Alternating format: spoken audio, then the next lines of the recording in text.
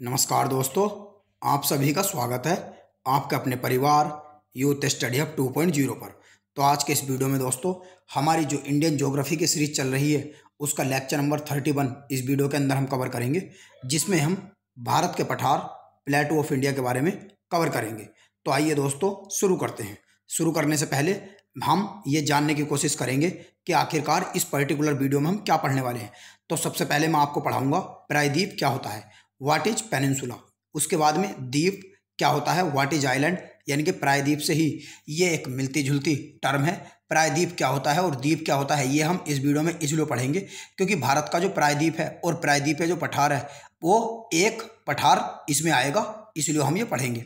उसके बाद में पठार क्या होता है, उसके बाद में प्रायद्वीप या पठार क्या है, क्योंकि प्रायद्वीप या पठार को पढ़ने के पहले आपको ये पता होना चाहिए कि प्रायद्वीप क्या होता है। उसके बाद में दक्कन का पठार, उसके बाद में भारत के और जितने भी पठार हैं जैसे तमिलनाडु का पठार, बुंदेलखंड का पठार, मालवा का पठार, ये सब हम पढ़ेंगे। और उसके बाद में एक PYQ यानी कि प्रीवियस ईयर क्वेश्चन का टेस्ट पेपर भी लगाएंगे और सभी प्रीवियस ईयर क्वेश्चन के पेपर देखने की कोशिश करेंगे जो भी पठारों से संबंधित क्वेश्चन आए हुए हैं। तो आइए शुरू करते हैं। तो सबसे पहले फर्स्ट ऑफ ऑल प्रायद्वीप क्या होता है, व्हाट इज पेनिनसुला। तो सबसे पहले हम ये देखेंगे कि पेनिनसुला क्या होता है। पेनिनसुला यानी कि प्रायद्वीप तो धरातल अर्थात पृथ्वी का ऐसा भाग होता है जो तीनों ओरों से क्या घिरा होता है, पानी से घिरा होता है। जैसे भारत भी क्या है, एक प्रायद्वीप है। हॉर्न ऑफ अफ्रीका, अरेबियन प्रायद्वीप, तो ये आप मैप में देख सकते हैं। यानी कि धरातल और पृथ्वी का या धरातल या पृथ्वी का ऐसा भाग होता है प्रायद्वीप जो तीनों ओर से क्या होता है, पानी से घिरा होता है और एक तरफ से वो जमीन से घिरा होता है। जैसे भारत अपने ईस्ट में बंगाल की खाड़ी से घिरा हुआ है और नीचे ये हिंद महासागर से घिरा हुआ है और वेस्ट में ये अपने कहाँ से, यानी कि ये अरब सागर से घिरा हुआ है। तो ये एक प्रायद्वीप है, कौन, भारत।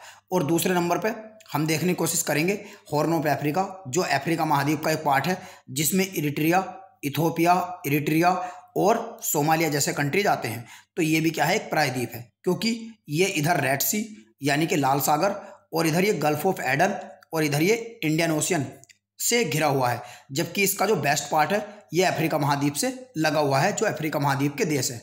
उसके अलावा और मैं एग्जांपल अगर आपको दूं तो ये है सऊदी अरेबिया या अरेबियन पेनिनसुला, जिसमें यमन, ओमान, UAE यानी कि यूनाइटेड अरब एमिरेट और सऊदी अरब जैसे कंट्रीज आते हैं।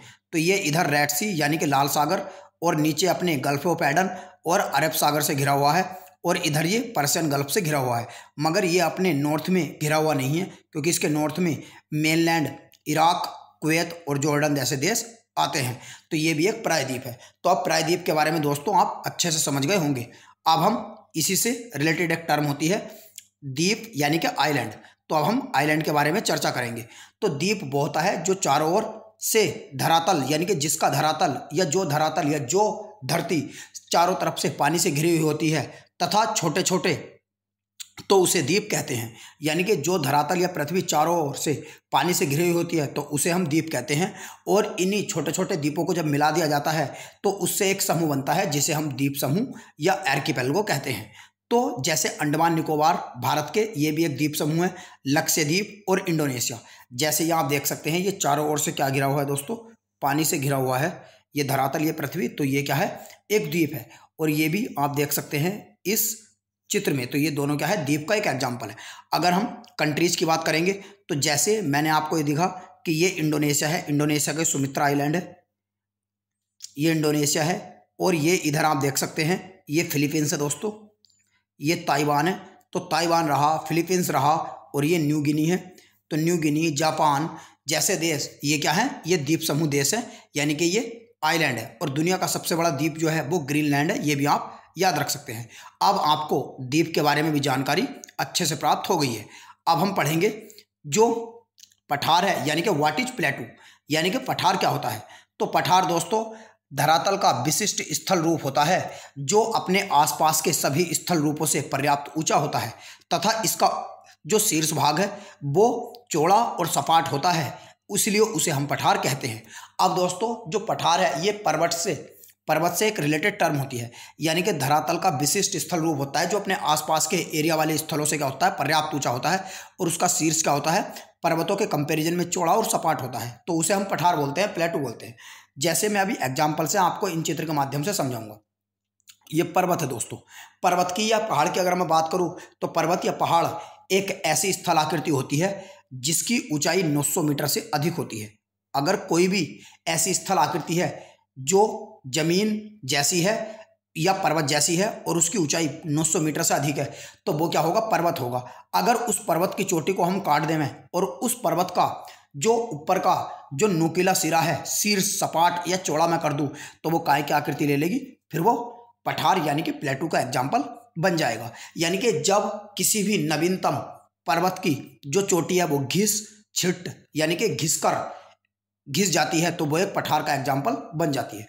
और जो पहाड़ है, पहाड़ भी ऐसा ही होता है जैसा पर्वत होता है, इसकी ऊंचाई भी 900 मीटर से अधिक होती है, मगर पहाड़ में और पर्वत में दोस्तों ये डिफरेंट होता है। जो पहाड़ होता है उसका जो चोटी है वो पर्वत की तुलना में नुकीले नहीं होती, वो थोड़ी हल्की सपाट सी या चपटी सी होती है, तो वो पहाड़ होता है। ये जैसे आप देख सकते हैं, ये मैंने तीनों का एक एग्जाम्पल इसमें डाला है। इस इमेज के माध्यम से भी मैं आपको समझाने की कोशिश करूंगा। ये दोस्तों पर्वत है, और जब इस पर्वत की चोटी घिस जाएगी तो ये एक पठार का एग्जाम्पल बन जाएगी। ये एक पर्वत है, और जब इस पर्वत की जो चोटी है वो घिस जाएगी तो ये पठार बनेगा, और पठार की जब चोटी घिस जाएगी तो ये क्या बनेगा, समतल मैदान बनेगा। और समतल मैदान भी जब एक टाइम पे घिस जाएगा तो वो सी लेवल के बराबर में पहुंच जाएगा। तो ये आप याद रखिएगा। अब आपको ये पता चलेगा कि पठार, पर्वत, पहाड़ क्या होते हैं, प्रायद्वीप क्या होता है और द्वीप क्या होता है। अब हम सबसे पहले पढ़ेंगे इसमें प्रायद्वीपीय भारत या प्रायद्वीपीय पठार, पेनिनसुला प्लेटू। तो भारत का जो सबसे बड़ा पठार है वो प्रायद्वीपीय पठार है, और प्रायद्वीपीय पठार के ही बहुत सारे जो पठार हैं वे सभी प्रायद्वीपीय पठार में आते हैं। जैसे बुंदेलखंड का पठार, मालवा का पठार, कर्नाटक का पठार, तमिलनाडु का पठार, केरल का पठार, तेलंगाना का पठार, ये सब दोस्तों किस में आते हैं, ये सभी प्रायद्वीपीय पठार में आते हैं। तो सबसे पहले हम प्रायद्वीपीय पठार को अच्छे से पढ़ेंगे। तो प्रायद्वीपीय पठार की जो सीमा है या सीमा का जो निर्धारण है वो उत्तर पश्चिम में अरावली पर्वत, उत्तर पूर्व में राजमहल की पहाड़ियां, और पश्चिम में गिर की पहाड़ियां, और दक्षिण में कार्डमम की पहाड़ियां से होता है। ये आप देख सकते हैं, ये कार्डमम की पहाड़ियां हैं, ये गिर की पहाड़ियां हैं, और ये अरावली माउंटेन रेंज है, और ये राजमहल की पहाड़ियां हैं। इसके अलावा पूर्वोत्तर में शिलोंग तथा मेघालय का जो पठार है वो प्रायद्वीपीय पठार का ही भाग है। जैसे कि मैंने बताया कि भारत के अंदर जितने भी पठार है वे सभी प्रायद्वीपीय पठार के भाग है, और यह प्राचीनतम गोंडवाना लैंड का ही भाग है। गोंडवाना लैंड क्या होता है ये भी मैं अभी आपको बताऊंगा, और इसकी ऊंचाई 600 से 900 मीटर के बीच में होती है। यानी कि जो पठार है उनकी सभी की 600 से 900 मीटर के बीच में ऊंचाई होती है, मगर जो पठार होता है उनकी ऊंचाई कहीं कहीं आपको जो बुक है उनमें 300 से 900 मीटर के बीच में भी मिल जाएंगी।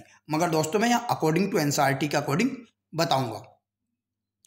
इसके अलावा अब मैं आपको बताता हूं दोस्तों कि जो भारत का प्रायद्वीप है या प्रायद्वीपीय पठार जो है वो कैसे गोंडवाना लैंड का भाग है।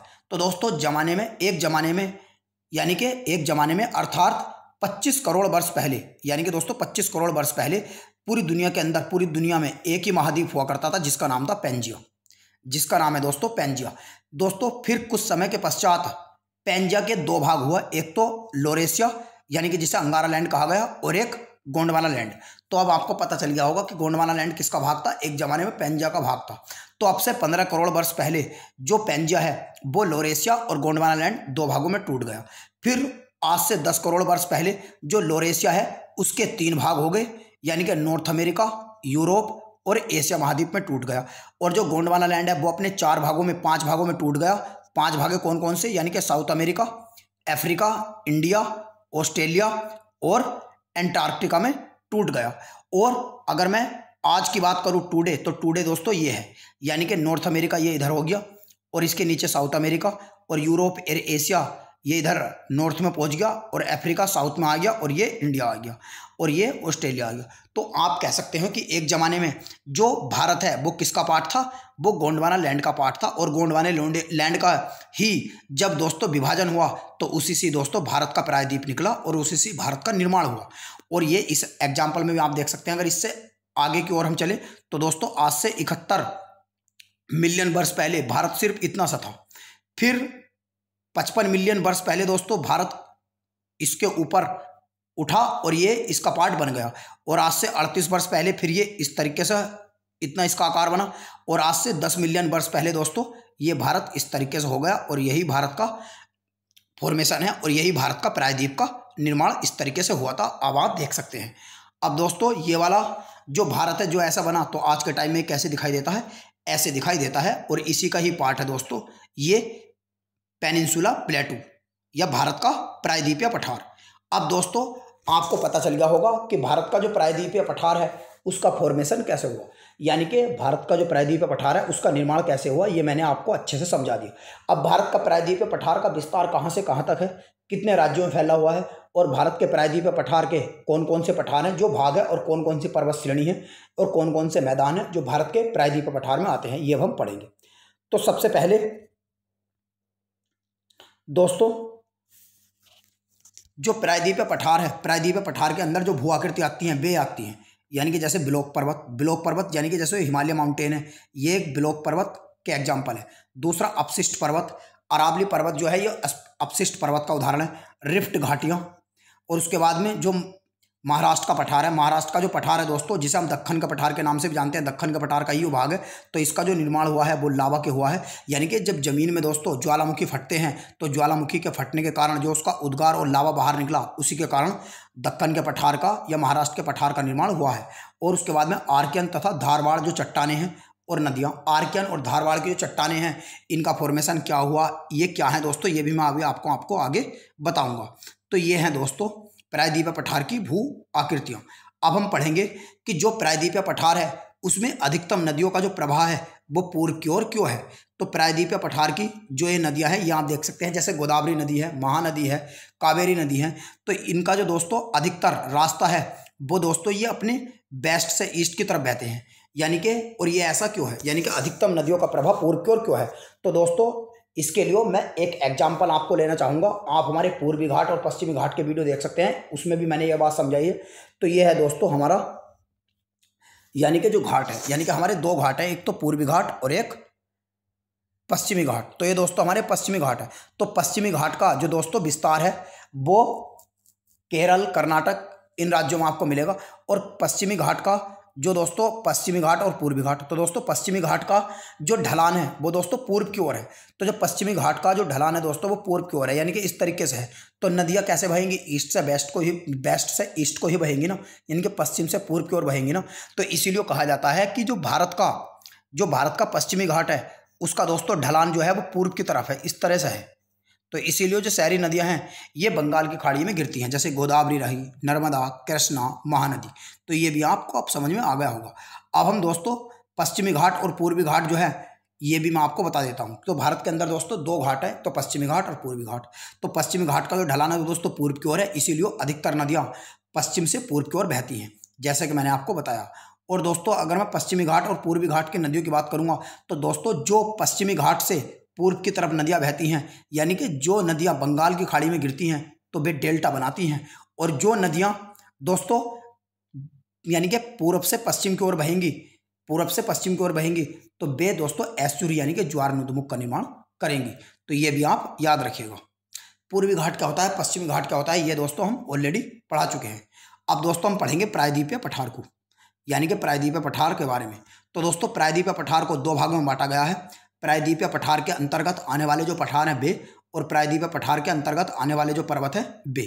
तो ये आप देख सकते हैं प्रायद्वीपीय पठार के अंतर्गत आने वाले जो पर्वत हैं वे अरावली पर्वत जो हम पढ़ चुके हैं, विंध्याचल, सतपुड़ा माउंटेन रेंज, राजमहल की पहाड़ियाँ, पूर्वी घाट, पश्चिमी घाट। तो दोस्तों ये सारे हम पढ़ चुके हैं।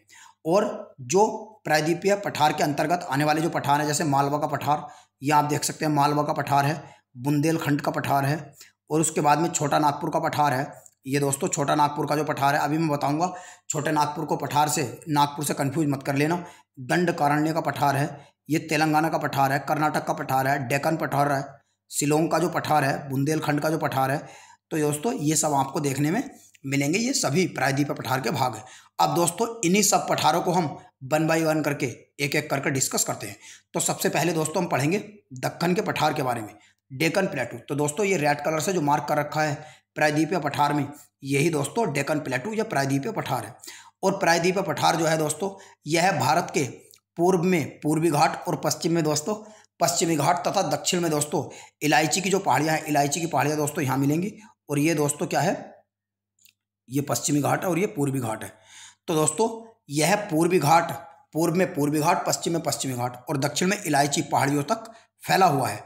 और इसका जो विस्तार है वो दोस्तों टोटल 8 राज्यों में है। सबसे बड़ा पठार प्रायद्वीपीय पठार के बाद में यही है। इसका पठार महाराष्ट्र, कर्नाटक, मध्य प्रदेश, आंध्र प्रदेश, गुजरात, तेलंगाना और तमिलनाडु में है। अब दोस्तों आगे आने वाले जो पठार हैं उनकी जो चट्टानें हैं वे दोस्तों या तो आर्कियन युग की बनी हुई हैं, या धारवाड़ तंत्र की बनी हुई हैं, या क्रेटेशियस युग या क्रेटेशियस तंत्र की बनी हुई हैं। तो उन्हें दोस्तों जो उनकी बेसाल्ट चट्टानें हैं जो आर्कियन धारवाड़ चट्टानों से मिलकर बनी हुई हैं, धारवाड़ क्या होता है, आर्कियन क्या होता है और क्रेटेशियस तंत्र या युग क्या है, उन पठारों को या उन पठारों की जो चट्टानें हैं जो इन तंत्र से बनी हुई हैं, तो पहले इन तंत्र के बारे में पढ़ना आपके लिए जरूरी हो जाता है। तो सबसे पहले दोस्तों ये अभी आएंगे तीनों टर्म। तो आर्कियन युग या आर्कियन चट्टानें, तो इसे दोस्तों प्री कैम्ब्रियन युग या पेलोजोइक युग भी कहा जाता है। यह पृथ्वी के इतिहास का सबसे पुराना युग है और पृथ्वी की उत्पत्ति से यह लगभग 4.6 अरब वर्ष पूर्व माना जाता है। और धारवाड़ की जो चट्टानें हैं दोस्तों यह प्रोटोजोइक युग या काल की चट्टानें हैं। और प्रोटोजोइक काल जो है दोस्तों यो 2500 मिलियन वर्ष से लेकर 1800 मिलियन वर्ष पूर्व तक का माना जाता है। और क्रेटेशियस तंत्र या युग जो है दोस्तों यो 146 मिलियन वर्ष से लेकर जो 65 मिलियन वर्ष पूर्व का जो समय है उसे दोस्तों क्रेटेशियस काल भी कहा जाता है या क्रेटेशियस तंत्र कहा जाता है। अब दोस्तों आर्कियन युग, धारवाड़ तंत्र या धारवाड़ युग जिसे हम प्रोटोजोइक काल कहते हैं, और क्रेटेशियस तंत्र या क्रेटेशियस काल क्या होता है ये आपको समझ में आ गया। अब दोस्तों इनके बारे में जब आगे आएंगे तो आप कन्फ्यूजन नहीं होंगे। अब हम पढ़ेंगे दोस्तों दक्कन के पठार को। तो दक्कन के पठार को दोस्तों हम दक्कन के पठार ये पढ़ ही रहे हैं। तो दक्कन के पठार को दोस्तों हम 3 पठारों से मिलकर बना हुआ है। दक्कन का पठार 3 पठारों से मिलकर बना हुआ है दोस्तों, कर्नाटक का पठार, तेलंगाना का पठार और तमिलनाडु का पठार। और सबसे पहले हम इसमें पढ़ेंगे अब कर्नाटक का पठार। तो कर्नाटक के पठार का विस्तार कर्नाटक राज्य के दक्षिण पश्चिम कर्नाटक से लेकर दोस्तों केरल के कोझिकोड और कन्नौज जिलों तक फैला हुआ है। कर्नाटक के पठार में दोस्तों धारवाड़ तथा आर्कियन युग की चट्टानें पाई जाती हैं। अब दोस्तों ये आ गया नहीं, देखो टर्म धारवाड़ और आर्कियन युग की चट्टानें क्या है ये मैं आपको अब ऑलरेडी समझा चुका हूँ। यानी कि जब हम आर्कियन युग और धारवाड़ युग की बात कर रहे हैं तो हम काहे की बात कर रहे हैं, हम पृथ्वी से लगभग 4.6 अरब वर्ष पहली बात कर रहे हैं और इसकी ऊंचाई 600 से 900 मीटर के बीच में है। और कर्नाटक के पठार की जो दोस्तों सबसे ऊंची चोटी है ये कुंद्रेमुख है जिसकी ऊंचाई 1892 मीटर है। और कर्नाटक के पठार के उत्तर भाग को मलंद तथा दक्षिण भाग को दोस्तों मैदान के नाम से जाना जाता है। और कर्नाटक के पठार में बहने वाली नदियां दोस्तों कावेरी और तुंगभद्रा 2 नदियां हैं जो प्रमुख हैं। अब दोस्तों इसके अलावा कर्नाटक के जो दक्कन का पठार है नंबर दूसरे पर हम पढ़ेंगे तेलंगाना का पठार को। तो तेलंगाना का पठार का विस्तार जो है दोस्तों ये मुख्य रूप से तेलंगाना राज्य तक ही है। ये आप देख सकते हैं रेड कलर में, ये तेलंगाना राज्य तक ही सीमित है, यानी कि सिर्फ इसका विस्तार तेलंगाना राज्य में ही है। अब नेक्स्ट तमिलनाडु का पठार। तो तमिलनाडु का पठार का विस्तार जो है यो भी दोस्तों तमिलनाडु राज्य तक ही सीमित है। ये आप देख सकते हैं ये तमिलनाडु का पठार है।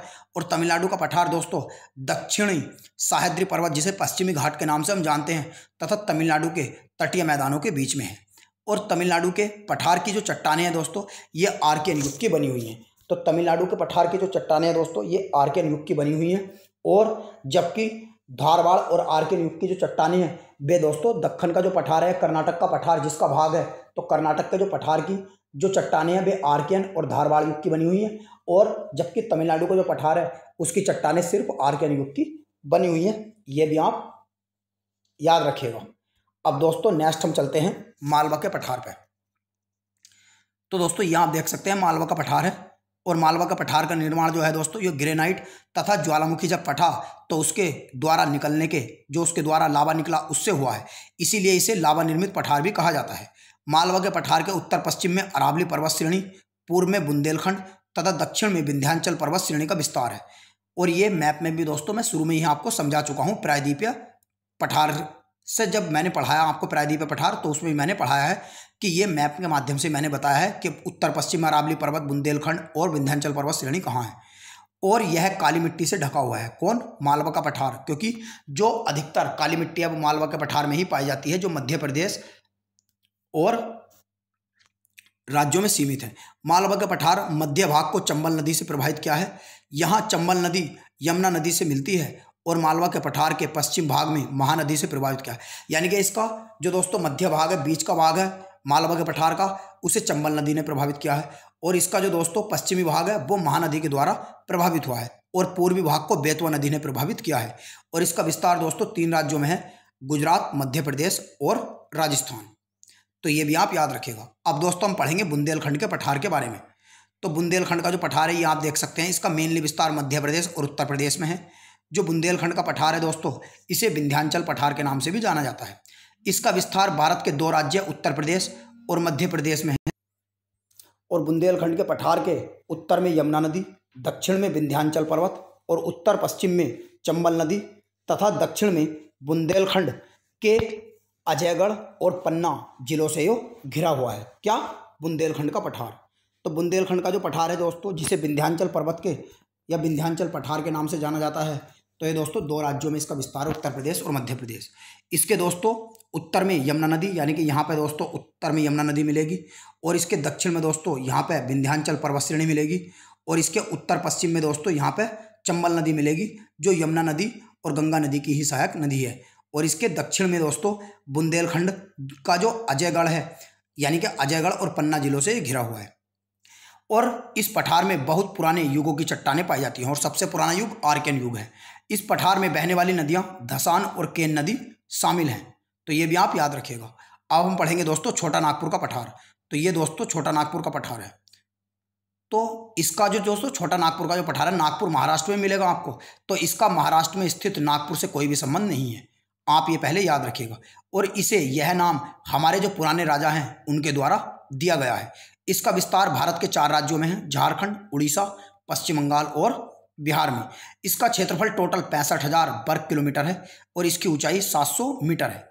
यह 3 पठारों से मिलकर बना हुआ है, रांची के पठार, हजारीबाग का पठार और कोडरमा का पठार। 3 पठारों से मिलकर बना हुआ है। छोटा नागपुर का पठार आर्कियन युग की ग्रेनाइट एवं नाइस से बनी जो चट्टानें हैं उनसे बना हुआ है। और इस पठार में बहने वाली नदियां 4 नदियां प्रमुख है, बराकर नदी, दामोदर नदी, कोयल नदी और स्वर्ण रेखा नदी। अब हम पढ़ेंगे शिलोंग पठार के बारे में। तो शिलोंग का जो पठार है दोस्तों, इसे मेघालय के पठार के नाम से भी जाना जाता है। सबसे पहले आप ये याद रखिएगा। इसका विस्तार मुख्य रूप से भारत के मेघालय राज्य में है, इसलिए इसे मेघालय पठार के नाम से भी जाना जाता है। गारो की खाड़ियाँ, खासों की पहाड़ियाँ, गारो की पहाड़ी, खासी की पहाड़ी और जयंती की जो पहाड़ी हैं वे इसी पठार का ही भाग है। और मेघालय के पठार में आर्कियन, धारवाड़ और टर्सरी युग की चट्टानें पाई जाती हैं। मेघालय का पठार आधुनिक युग में मालदा भूमि के नीचे धंसने के कारण प्रायद्वीपीय पठार से अलग हुआ है। यानी कि एक जमाने में जो शिलोंग का या मेघालय का पठार था, ये दोस्तों जो भारत का प्रायद्वीपीय पठार है उसका ही भाग हुआ करता था। और दोस्तों यानी कि इसकी जो सबसे अधिक ऊंचाई है शिलोंग शिखर है, यानी कि इसकी सबसे अधिक ऊंचाई जो है वो शिलोंग शिखर में है। किसकी? शिलोंग के पठार की। तो शिलोंग के पठार का जो सबसे ऊंचा पर्वत है वो शिलोंग शिखर है, जिसकी ऊंचाई 1823 मीटर है। ये आप देख सकते हैं, ये है शिलोंग का पठार। अब दोस्तों हम एक PYQ भी लगा लेते हैं, प्रीवियस ईयर के क्वेश्चन अब हम देखेंगे। सबसे पहला क्वेश्चन है, भारत के दक्कन के पठार पर बेसाल्ट निर्मित लावा शैलों का निर्माण हुआ है। तो ये हुआ है दोस्तों क्रेटेशियस युग में। क्रेटेशियस युग में, यानी कि जो दोस्तों क्रेटेशियस युग है, क्रेटेशियस युग के दौरान अत्यधिक ज्वालामुखी उद्गार से दक्कन ट्रैप का निर्माण हुआ था और इसी काल में दक्कन के पठार पर बेसाल्ट निर्मित लावा शैलों का निर्माण हुआ, जिसे हम दक्कन ट्रैप या दक्कन पठार के नाम से जानते हैं। नेक्स्ट है मेघालय का पठार है। तो मेघालय का पठार दोस्तों, मेघालय का पठार जो है ये एक प्रायद्वीपीय पठार का भाग है। नेक्स्ट है छोटा नागपुर का पठार सर्वाधिक घना जिला धनबाद क्यों है? तो ये खनन उद्योग का विकास और औद्योगिकरण के लिए है। यानी कि धनबाद जो है ये दोस्तों ये कोयला खनन और औद्योगिक संस्थापन के लिए जाना जाता है। और धनबाद में दोस्तों लाल मिट्टी का व्यापक क्षेत्र पाया जाता है, यानी कि लाल मिट्टी अधिकतर यहाँ पर पाई जाती है, जो कृषि के लिए उपयोगी नहीं होती, मगर कोयला, लोहा, अभ्रक, तांबा आदि जो यहाँ पर पाए जाने वाला अधिकतर पाए जाते हैं। नेक्स्ट छोटा नागपुर का पठार है, एक अग्रगंभीर आकृति है वो दोस्तों। एक अग्रगंभीर आकृति का मतलब क्या है? क्योंकि छोटे नागपुर के पठार में दोस्तों विभिन्न ऊंचाइयों के पठारों का एक क्रम है और मध्य पश्चिमी भाग जो है इसका, वहाँ पे पाट भूमि स्थित है। पाट मतलब सपाट, जिसकी अधिकतम ऊंचाई 1100 मीटर है। इस पठार के प्रत्येक दिशा में सोपान मिलते हैं। सोपान मतलब जो जिनका ढलान कम होता है, और पठार के ढाल तिर्भ स्कार्पों के कारण यहाँ पाए जाते हैं, इसीलिए एक अग्रगंभीर आकृति है। नेक्स्ट, अरावली और विंध्याचल पर्वत के बीच में कौन सा पठार स्थित है? तो यह है मालवा का पठार। दंडकारण्य क्षेत्र है, तो यह छत्तीसगढ़ और उड़ीसा में दंडकारण्य पठार स्थित है। नेक्स्ट, दंडकारण्य क्षेत्र किस राज्य में स्थित है? तो दंडकारण्य क्षेत्र जो है दोस्तों, ये कौन से राज्य में स्थित है? ये आंध्र प्रदेश में स्थित है। नेक्स्ट है, दंडकारण्य भारत के किस भाग में स्थित है? तो यह है मध्यवर्ती भाग में स्थित। नेक्स्ट है, भारत में कौन सा मेघालय के पठार का अंश नहीं है? तो भूवन की पहाड़ियां जो हैं ये नहीं है, क्योंकि गारो, खासी और जयंती की पहाड़ियां ये मेघालय के पठार का ही भाग है। नेक्स्ट है, निम्नलिखित में से कौन सा पठार हजारी पठार, रांची पठार, कोडरमा पठार से मिलकर बना हुआ है? तो यह है मालवा का पठार। नेक्स्ट है, बुंदेलखंड का पठार का विस्तार है। तो बुंदेलखंड का पठार भारत के 2 राज्यों में है, मध्य प्रदेश और उत्तर प्रदेश। नेक्स्ट है, दक्कन के पठार का विस्तार भारत के किस राज्य में नहीं है? तो ये दोस्तों उत्तर प्रदेश में नहीं है, महाराष्ट्र, मध्य प्रदेश, कर्नाटक, इन तीनों में है। नेक्स्ट है, मालवा के पठार का विस्तार भारत के किस राज्य में नहीं है? तो मालवा के पठार का विस्तार झारखंड में नहीं है, गुजरात, राजस्थान, मध्य प्रदेश तीनों में है। तो दोस्तों आज के इस वीडियो में इतना ही। हम मिलते हैं आपसे अगले एपिसोड में। तब तक के लिए नमस्कार। वीडियो पसंद आया हो तो वीडियो को अपने फ्रेंड्स के साथ शेयर करें, और लाइक बटन दबाकर वीडियो को भी लाइक करें, और चैनल को जरूर से जरूर सब्सक्राइब करें।